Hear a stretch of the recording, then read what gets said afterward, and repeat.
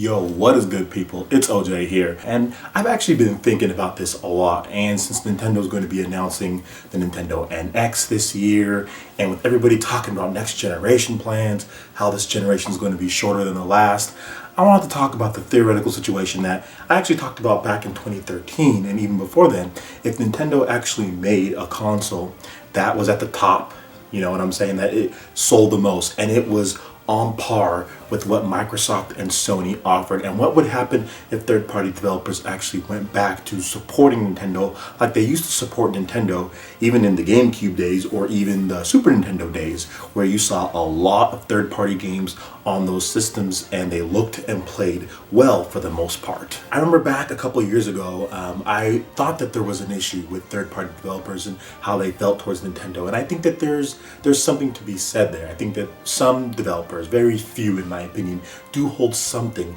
but I don't think it's enough to just say, oh well, screw Nintendo outright and we're not going to support Nintendo at all.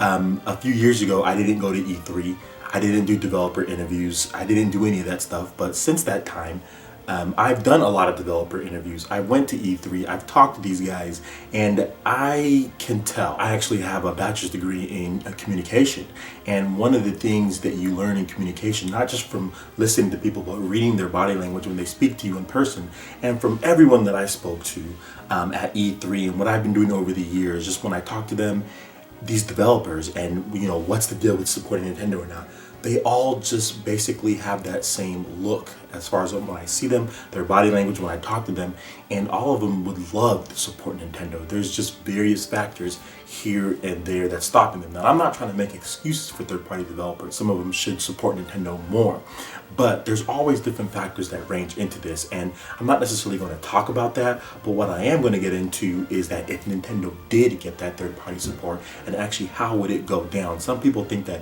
it would create a problem for third-party companies, and they don't want to see that. And maybe some of them, but you know what? There could be another side to that.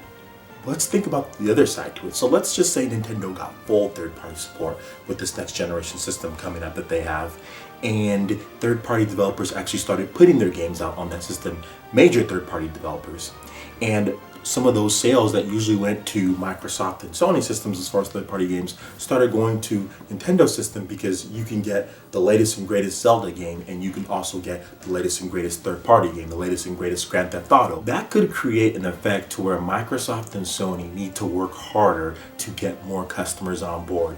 And for Microsoft and Sony, what does that mean? That means creating more content for themselves on their platform. That means creating more deals. That means creating more PS Plus games. That means creating more Xbox Live games with gold. That means possibly giving more money to third-party developers for these certain third-party games for exclusive content or things like that.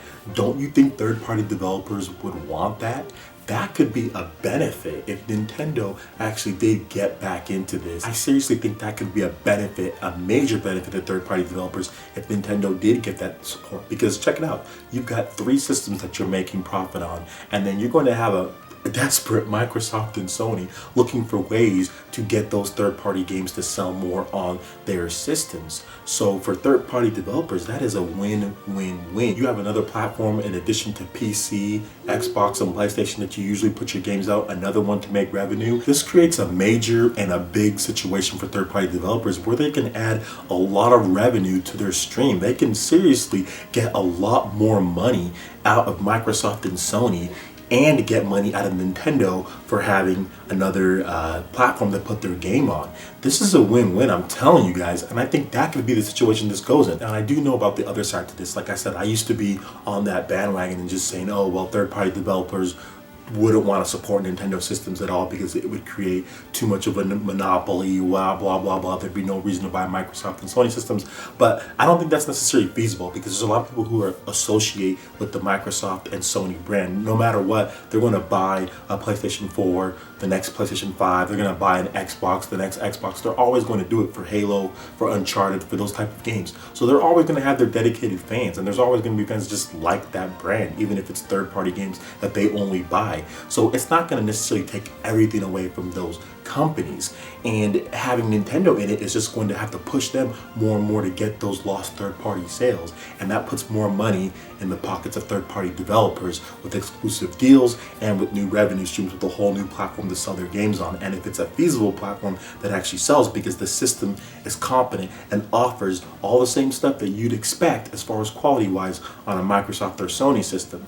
And I think that's the big kicker in all this. If this theoretical situation was to happen, the system that Nintendo put out has to be able to do what Microsoft and Sony systems can do, because that's what those games, as far as multiplayer, heavy online, those rely on great networks, those rely on communication with friends easily and fast. No booting up a whole separate thing, no having to jump through hoops and hurdles to play with friends. You can just easily connect, talk, all of that good stuff right then and there. You don't have to do anything else, and that's like the big thing. If Nintendo was to create a system like that, offer their killer first-party lineup and had those third-party games, I do think that would just be a benefit to pretty much third-party developers and of course Nintendo, and it would push Microsoft and Sony to do even more. So overall, gamers get a better benefit from everything. But that's just my theory on the whole situation. I know a lot of you guys might think differently just because of how third parties has acted, but I've talked to a lot of them, and I really don't see the intent to do ill will towards Nintendo. And if Nintendo was to create a system, seriously, if they were to create a system that was as competent as a Microsoft and Sony system as far as online connectivity and play and normal controller, I think that's one of the things that you have to stress: normal controller, and anything else as far as peripherals and stuff like that, extra things, newer ideas, stuff like that can be sold separately, like PlayStation's VR or like the Move, sold separately, not in the base package. Then I think that's going to create a situation to where third-party developers, Nintendo fans, and everyone can really be happy, and it'll drive up the competitiveness of the market. But that's just my thoughts. Please put your thoughts in the comment section below. I'd love to hear what you guys have to say on the matter. Alright, thank you so much for watching this video, guys. I really do appreciate it. Make sure you hit that like button if you did like it. Let me know you guys want more content like this going forward in the future. And also subscribe to PlayerEssence for more news, reviews, trailers, tips, and tricks. Thank you so much for watching, guys, and we will see you for the next video. Peace.